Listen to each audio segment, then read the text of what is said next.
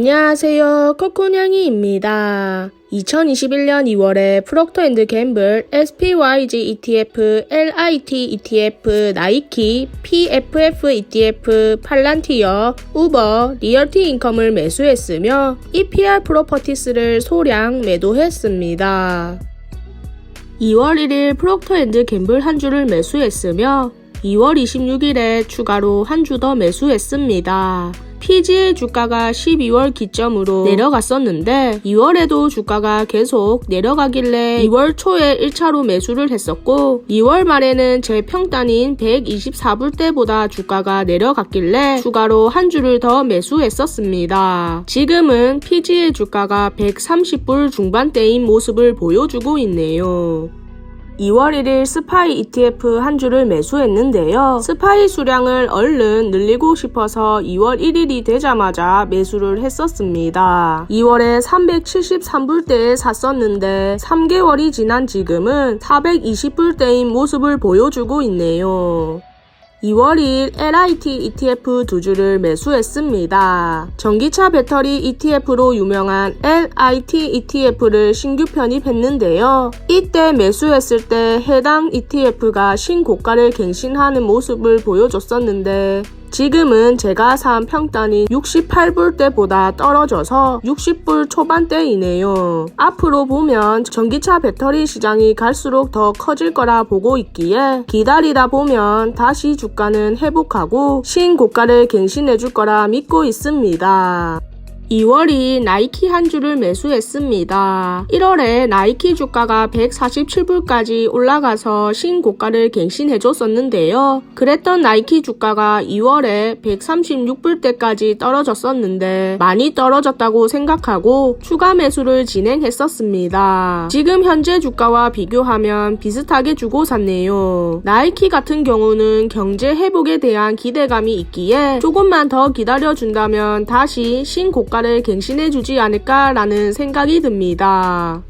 2월 4일 PFF ETF 한 주를 매수했는데요. 다음 달 배당금을 조금이라도 더 받고 싶어서 PFF를 매수했었습니다. 2월 18일 팔란티어 한 주를 매수했으며 2월 24일에 추가로 5주를 더 매수했습니다. 2월 중순쯤에 팔란티어의 락업 해제에 맞춰 추가 매수를 하기 시작했었는데요. 2월에는 총 6주를 매수했습니다. 현재 주가와 비교해보면 2월에 샀을 때보다 주가가 더 떨어졌긴 하지만 장기로 들고 갈 생각으로 매수를 했으니 꾸준히 보유할 수 있도록 멘털을 잘 잡고 팔란티어를 투자하는 동안에는 꾸준히 실적 및 재무 상태를 체크할 예정입니다.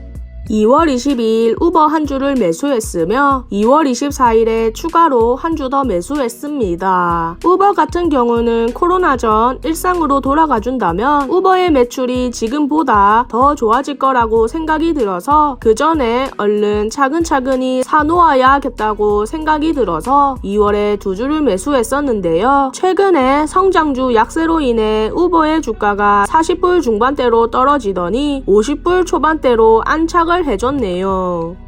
2월 25일 리얼티 인컴 한 주를 매수했는데요. 리얼티 인컴 주가가 계속 올라갈 것 같은 느낌도 들었고 3월에 배당을 조금이라도 더 받고 싶어서 추가 매수를 했었습니다. 지금 주가와 비교해보니 당시 제 예상대로 매수했던 주가보다 더 많이 올랐네요.